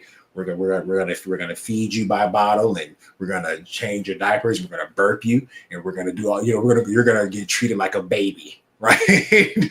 Throughout the whole process, and you're gonna walk through the process until you're able to eventually stand on your own and fend for yourself in certain ways. So I don't think there's a way around discipleship. I think discipleship is the answer. I think that's something. Oh, I'm sorry, I didn't mean to interrupt you. Go ahead. No, it's okay. I was going to say, I think that's something that could be maybe even more destructive than just giving them a Bible and letting them go, because we do know of great Christian saints like Saint Mary of Egypt, who basically lived her life. It was between her and God. This is more common in evangelical spaces, where to look like Christ means to look like me, and everyone has to fit into this cookie cutter mold, because we're not just all going to be facets of the same diamond. We're all going to be the same facet. And so I imagine it would be like, if you know Po from Kung Fu Panda, if he was raised as a goose, like if his father didn't have the cognitive awareness to say you're not a goose, he would have felt his entire life even more like he was out of place, didn't belong, and that he was just a bad example of what he was supposed to be. Yeah. Because we do have saints like Saint Christopher who have these certain God-given abilities. We need to be able to make room for them. And I think that because discipleship within the Orthodox and the Roman Catholic Church has been so necessary, confession is so formative, I think that they've had to wrestle with that. Like, okay, not everyone is going to look alike. What is repentance look like for you? What does growth look like for you? Whereas in evangelical circles, you got one guy who's preaching at 3,000 people. I don't have time to make sure you all conform to the image of Christ that you are incarnating. You're just going to have to look like me. Yeah. One of a bunch of issues, but yeah, that's one of them for sure. Yeah, I know Jalen and I've been, every time we've been on a stream together, we've been kicking this idea of abandoning babies, spiritual babies. We've been kicking that back and forth since the interview we did with Arthur. Yeah. You and I have been punting it back and forth. It's just part of this story where I think it is definitely a thing that is an entry point for a problem of evil within people's spiritual lives. I mean, people are hungry and feel like they're spiritually starving for a reason. Yeah. Yeah, and then that's when the deconstructionists come in, right? And they'll say, religion is the worst thing that ever happened to me, right? Or that the God of the Bible, Jesus never answers prayers, and all of these things, right? I mean, there's just so much evidence of a lack of discipleship there, right? And just a lack of someone just sitting down with me and making sure I have an accurate understanding and representation of who God is so that I can properly set my expectations around what God will and won't do. But once again, that all just harkens back to I accepted, I put my right hand in the air and accepted Christ, and they gave me a Bible, and that was it, right? And they sent me on my way. And ironically enough, I took that same Bible that was supposed to reveal God to me and bring me closer to him, and I'm using it to now push him away. Which is sad because there's so many pieces that I think, you don't, people who get scared of formal things like big words like catechism, because they have some, and that's actually very different. The Catholic and the Orthodox do it very, very differently. Yeah. But, they get scared of that big formal high church process. That doesn't necessarily have to be that way. It could be a good discipleship program where you're in a small group that meets one-on-one and you're taught the simple basics of things like, because I remember when I went for a long period of time struggling with prayer, but just because I have anxiety and ADHD, trying to quiet my mind to pray was impossible. And I was like, I was just killing myself trying to figure out how to do that. And then I went through an anxiety program, and they brought in, and I was like, whoa, we're doing some Buddhist mind control stuff, like mind teacher discipline, teaching you how to train your mind. And let me tell you, I had never before learned how to quiet my thoughts enough to start to be able to actually get into deep prayer. It was revolutionary. And I had to go somewhere to teach me Buddhist stuff to how to figure out how to do it. And if somebody, would have taken that in a Christ-like way in a, Christian context, I mean, how powerful would that be to be able to teach people to quiet their mind enough to pray and then build up some endurance, start with 2 minutes, start with 5 minutes, start with 10, and then just keep going a little bit more instead of, that whole, you should be praying an hour a day in your prayer. Well, if you can't get 5 minutes, it's telling people to do it for an hour. Talk about setting people up to fail. Like, there's anyway, I don't want to get on that any more than I already have. Well, and I think that's one of the strengths of the Jesus prayer in the Orthodox and the Rosary in the Roman Catholic Church. With the Orthodox, you're kind of just not meditating, clearing your mind, and reciting this prayer. And so that helps you to claim space in your mind. Whereas with the Rosary, you're purposely meditating on one of the mysteries. And so you're allowing yourself to take control of the thoughts in your mind.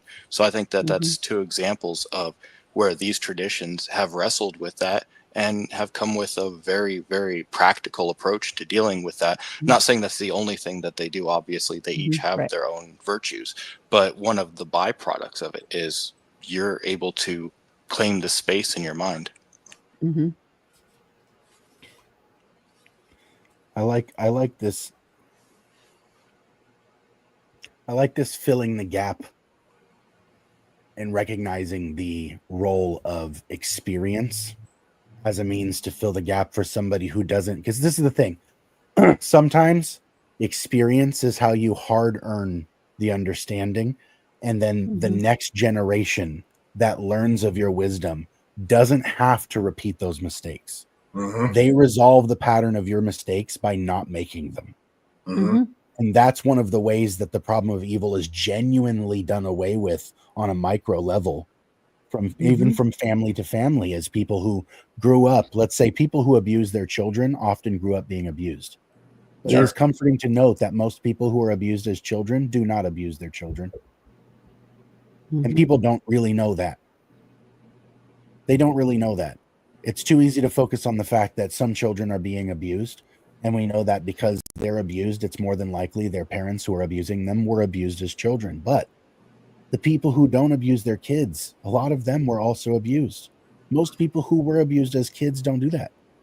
Mhm. And so it's good to know that that can have a resolve. It doesn't have to go anywhere. It can die with them, right? I'm the 1st person in my family, basically in 3 generations, to not need a program to get sober, and I work at one. Like, it's very cool to see the resolve of some kind of pattern like that, because my mom, Now, that's interesting. her Josh. mom, my aunts and uncles, I grew up around addiction my whole life. It's not like I didn't have the opportunity. That's interesting. And we brought that out on Thursday too. We were talking about that a little bit. There's this new thing sparking amongst the new generation of young reformed enthusiasts that are trying to justify polygamy by saying that it's never explicitly like thou shalt not in the Old Testament, but it's a collection of, I know, but it's a collection of a whole bunch of guys who involved themselves in that, and not a single one of them had it go well. And so the Old Testament does a lot of things where it'll pull out these patterns of this didn't go well, so maybe you should think about not doing this. It is all over, thing after thing after thing after thing, and polygamy is the easiest one to see. But it's just like, yeah, it may not say thou shalt not have more than one wife at a time. It'll pull out Noah and Abraham and Isaac and Jacob and all these guys over and over and over, and point at them and go, look, see how well that went for them? Maybe y'all should think about something else in your life. And it's very much a pattern of learning through pulling out negative patterns and failures in people, that we should learn from their mistakes. And I think it was Eleanor Roosevelt who said, you don't have to make everybody else's, learn from everybody else's mistakes, so you don't have to make all those yourself. You have time to make your own mistakes, basically. Yeah. Not a direct quote, but yeah. And also too, for some of us, for some of us, experience is our best teacher, and that's actually really unfortunate, right? Especially in the case where these experiences have already been had, and we've already seen the outcome of them, right? We already seen what becomes of us when we make certain decisions and decide to conduct ourselves in certain manners. We see that play out in like the what God refers to the people of the in the children of Israel in the wilderness, hard necked, or is it they're stiff necked and stiff-necked. Yes, they're stiff-necked people, right? Who were like, you won't learn unless you experience it, right? And that's a shame, because it ought not be this way. Because experience comes at a cost, right? And you don't oftentimes know the cost of it until after the experience has been had. Well, guys, this has been a ton of fun, but I got to run. I got a thing I got to go to. So it's I was hoping we would be wrapped up at the end before I had to go, but not quite making it. But it's been fun. It's been great to see all of you. Had a great time, and I'll run into y'all again soon. Right on. Well, thanks for joining us while you could. Right on. Yes, I actually have something here that I want to share real quick. It's a short quote from my favorite book, from my favorite author. It's from That Hideous Strength by C.S. Lewis. And there's a portion in this book where one of my favorite characters is Dr. Dimble. He's an elderly scholar man who specializes in the Arthurian legends and languages and things like that. He's very C.S. Lewis like, right? And so he's one of my favorite characters in the book. He's reflecting and he's having a conversation with his wife, and he says to her, "Have you ever noticed that the universe and every bit of the universe is always hardening and narrowing and coming to a point?"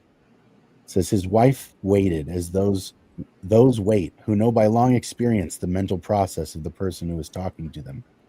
"I mean this," said Dimble in answer to the question she had not asked. "If you dip into any college or school or parish or family, anything you like, at any given point in its history, you always find that there was a time before that point when there was more elbow room and contrasts weren't quite so sharp, and that there's going to be a time after that point when there is even less room for indecision and choices are even more momentous. Good is always getting better and bad is always getting worse. The possibility even of apparent neutrality is always diminishing, and the whole thing is sorting itself out all the time, coming to a point, getting sharper and harder. How time moves forward. This is, I think, I love that book. I really do. But it's something that's super impactful to kind of reflect on some of these. It's a really quick conversation in the book, but it's very impactful for me because it points out something that's really very profound. Is every generation that we see, we are having this kind of like, you know, with especially with the advent of like really fast growing technologies and things like that, we're always the last generation that had whatever this thing was, you know, and things are just moving so quickly and they're shifting so quickly, and it's always coming to this thing that's, you know, the more you define a thing, the less ambiguity there is around it, the less likely you are to encounter the thing itself naturally, because you're looking so much to find this very particular version of it, right? That's what's happening a lot of the time in, let's say, modern dating scenes, and they're falling apart, and people's conception of relationships are breaking because, you know, women are looking for this standard of perfection that doesn't exist, and men are looking for this standard of perfection that doesn't exist, and everybody's guided by their cynicism, and it just doesn't go anywhere, you know. But it's coming to you know, it's going to come to a point where like they'll have to, you know, it'll work or it's not, and then it'll have to be abandoned, or it'll have to be, you know, its heels dug in, and then something will happen from that, and the selection will get narrower and narrower and narrower. And it's very strange that things seem to do this all of the time, you know. But that's sort of what I was talking about with my testimony for my family, being somebody who's coming to that place where I'm now the fruit of all of the effort of a family who's tried to be honest with their children, to say, this is where things can go wrong. Don't do it. Don't be like me in the places where you shouldn't be like me. Mhm. You know what I mean? It's very difficult as parents to tell our children, don't be like me, because you want to be the kind of person that they can grow up and be like, but you know yourself. There are parts of you that you don't want them to repeat. Yep. Don't allow for that. Don't allow for that indecision. Sharpen it before they get there. Let them know honestly. This is what happens. This is what I did. This is what happens when it happened. You know, and you'll find an appropriate age or time or whatever to do those things. But if you try with all your might to avoid letting your kids know that you're not infallible, it'll bite you so hard later. They have to know that. They do have to know that, because they're blowing it all the time and you're correcting them. You know, they have to know. You know, they need to know that you're part of that same reality, that they share it with you, that they're not like that separate from you. This is one of the things that scares us a lot of the time about having a relationship with God. God doesn't share in my deficit. He's daunting, man. He's terrifying because I'm so small and broken, you know, like really. And so it's like, it's very difficult to look at him. And so it's often necessary for us, as especially as Christian men, to kind of fill that gap, especially for one another. You know, we need to let our children know, and let our fellow friends and brothers in Christ at the church that we attend or serve at, whatever. That's like, yeah, I'm also full of snakes and I'm dealing with it, and God's working on me. And this is what he's done. It's amazing. But man, I need prayer on this too, you know, and have that freedom with one another. There needs to be that freedom with one another, you know, but it's very costly because trust is expensive. Agreed. But Josh, I think it's actually essential to our growth and development in God, right? Because our creation purpose was twofold, right? It wasn't just to know and love God, but it was also to know and love each other, right? And through that knowing and loving each other, we know and love God as well, right?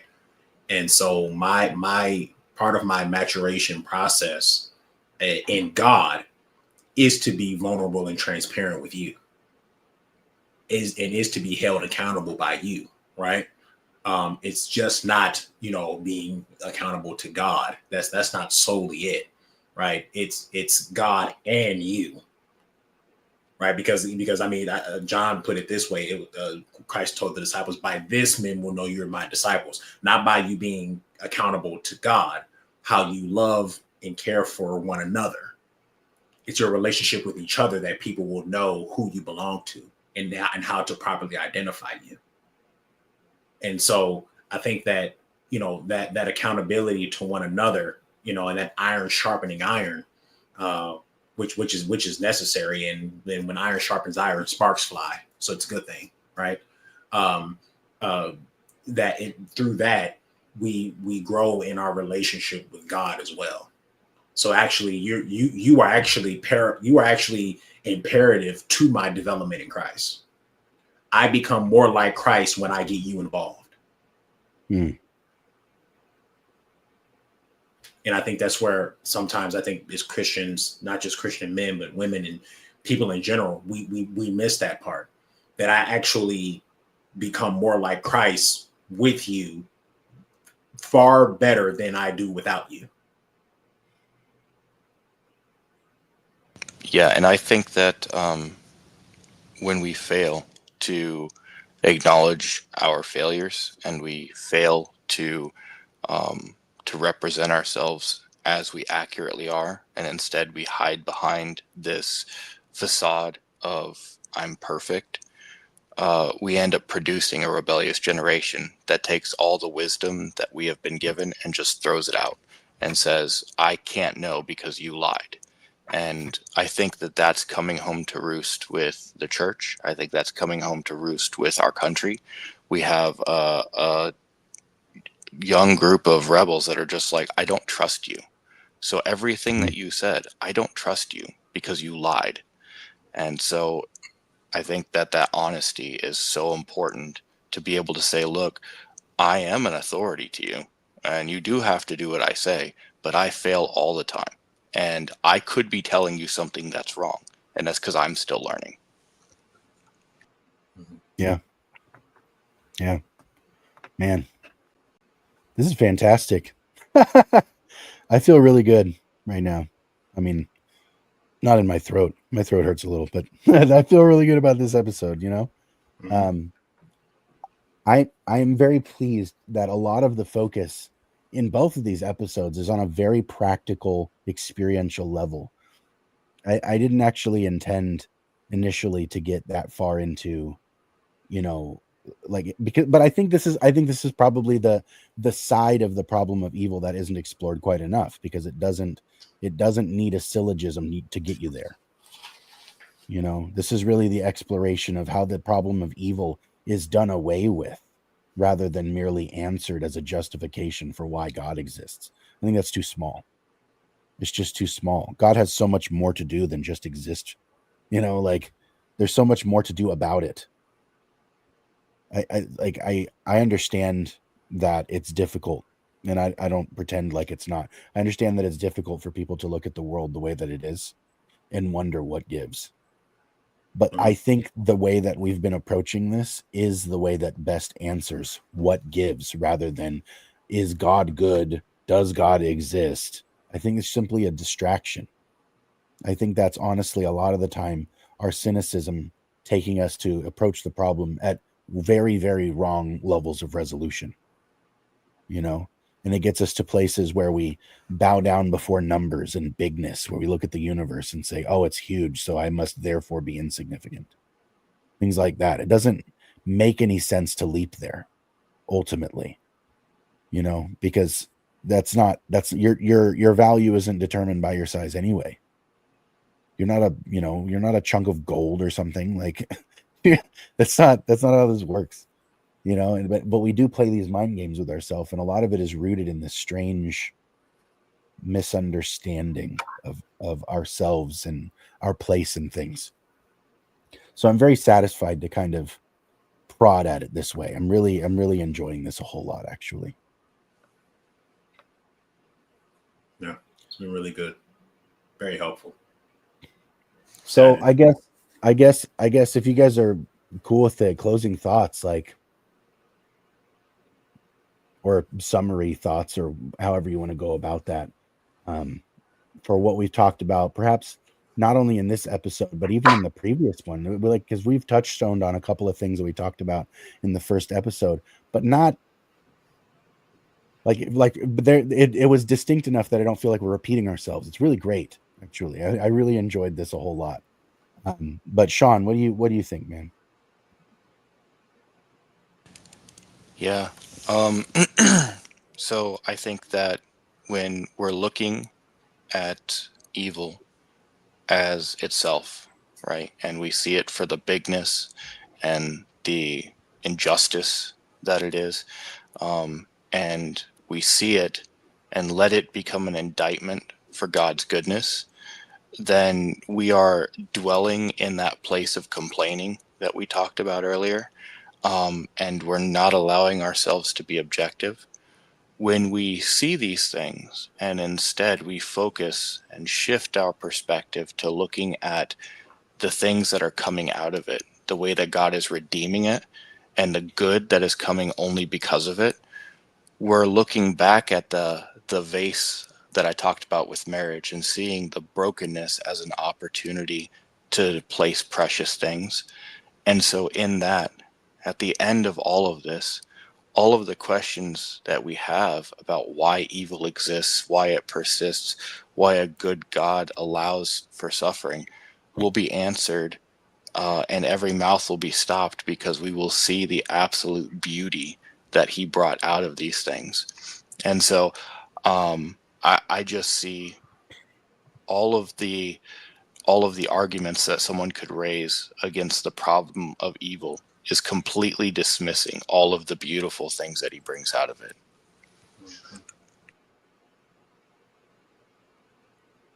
Amen. What about you, Jalen? I brought this up before as it relates to the problem of evil and suffering. How it's very easy to look out and see that there is a problem. And I'm more so talking to believers here than I am people who are not believers. It's very easy to look out and see that we have a problem, right? Humanity as a whole has a problem. I don't think anybody would disagree with that. Nobody would argue that there's not a problem. But what I challenge believers to do is, it's a part of our role and a part of our purpose to be a part of the solution to the problem of evil. And I encourage believers to ask ourselves that question: what if I'm a part of the solution to the problem of evil and suffering? We know we're a part of the problem, right? So like, what if I'm also a part of the solution? What if me participating in my relationship with God and participating in my theosis, my molding into the becoming of the image of Christ? What if when I participate in that, I become the light that shines in the dark place and that overcomes the darkness? What if I'm supposed to, instead of sitting back in my comfort and in my Bible study group and drinking my lattes and sipping my whatever green tea I want to drink, what if I'm supposed to get out there and do something about the problem of evil? And I just challenge Christians to think about things that way. It's okay, there's evil and suffering in the world. Go do something about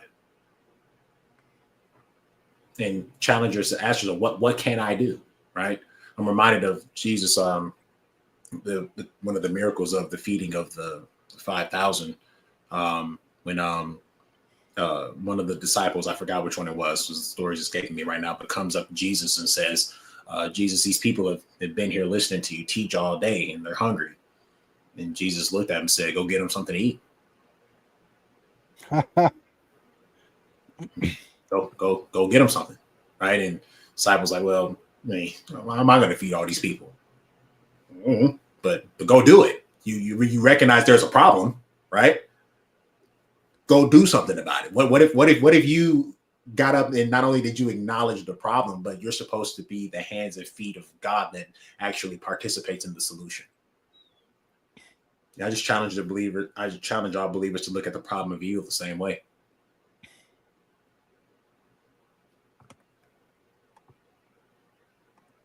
Amen. I like that. That's definitely a good place to round off because yesterday, one of our favorite humans, Troy, twin, sent me a video from I forget this guy's name. What's his name? Oliver Anthony, the dude that wrote the "Rich Men North of Richmond" song that everybody just blew up all of a sudden. That guy was on the stage doing a presentation and a speech where he was talking to a group of basically like world leaders and people like that were coming together to talk about the meaning crisis, and they had him come up and talk about it and was like, that was one of his main contentions was we're so reliant on systems to fill the gap of what we ourselves are actually meant to be the mechanism to fill the gap. We've made the gap by expecting something to fill it, right? And so one of the things that he was talking about in that talk was how in his own state there was these floods and these natural disasters that happened, and in a matter of days there was tens of thousands of people from all over the country that had come to his local neighborhoods that were helping people free of charge. They went out of their way and traveled all this way to go and help these people that they didn't even know, and it was there were people that were supposed to be doing government assistance, and the police and whatever FEMA and stuff was showing up, and they were like, oh, it's going to take like 2 weeks to clear the space in order to get to these people who are trapped in the debris. We don't have a way to get out there. And like 2 or 3 people from a local town went and like hot wired a bulldozer from a local construction site and bulldozed in a matter of a day and a half something that the government said was going to take 2 weeks, and they went and saved all those people. And it's like, man, yes, seriously, like that is miraculously proactive. Seriously, it's amazing. And they just showed up and they delivered on it because they weren't going to take no and slow for an answer when it was necessary to move. And they saw the necessity of movement. They saw that gap and said, someone's going to stand in it. And here we are. It's the same thing that the prophets say to the Lord, here I am, send me. That same call needs to echo forward right now. There's a lot of voices that I think are coming out our generation that are speaking forward in a way that I think the Lord is trying to aim our attention. And we need to be, in some sense, action oriented. No longer are we going to be effective by offending our neighbors and arguing on the internet. We're not going to be effective that way. It doesn't let the shock value is over. We're over it. Everyone knows how to troll now. It doesn't work. It's not even fun. Just stop and go love your neighbor. Just go and love your neighbor. Mm-hmm. It doesn't even matter which one. It could be the one you don't even like. Maybe his trash can fell over on the curb. You can go over there and pick it up for him. He doesn't even have to know you did it. Just do something that your heart knows was kind, and you did it for no other reason than you knew it was kind. Refresh yourself. Heal that part of you that needs to see that in the world, because you need to see it. But boy, is it even more refreshing when you get to be that thing. No lie. It is good to be good. Be good. Man, this has been fantastic. I'm so happy. Oh, you know what's cool? I see this. What's up, sister? Christians are more known for turning a blind eye than they are for turning the other cheek. Ouch. That's true. Jeez. Way to put a damper on this episode. We gotta own it though. It's true. It's true. It's true. That's for sure. It is true. Yo. Man. Yeah, that's a good one. All right. Well, you know what? That was fantastic. Oh, this has been a great, great episode, and I'm so very pleased. Anybody that's still listening right now, please take the time to like this video. If you haven't yet, subscribe to the channel. If you like what you're hearing on this episode, you can go to the Faith Unaltered homepage and click the playlist button, and then scroll down and see the Cosmic Corner playlist and check out the rest of what it is that I've been doing here with Jalen and Sean and Troy and everybody else. It's been a wild ride, and it's a lot of fun. This has been a lot of fun, and I'm very, very pleased with how this went. Lord, forgive us for not praying beforehand, but I thank you now. In the name of your son, Jesus, amen. That being said, good night. God bless. Stay like Christ.